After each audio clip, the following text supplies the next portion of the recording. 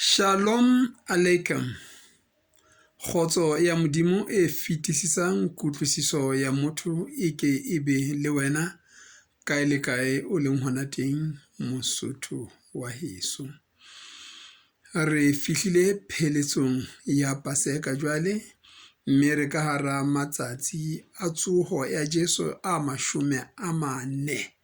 Mme ka matsatsi a 40 a latelang, ha re ke re ithuteng hore na Jesu Kriste o ne a ntse a etsang, mme o ne a ntse a fana ka tayo ya hore rona re sale re etsang, rona ba dumelang ho yena.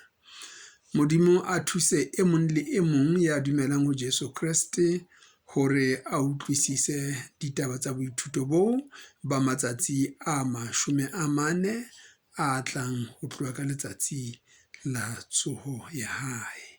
Shalom Aleichem.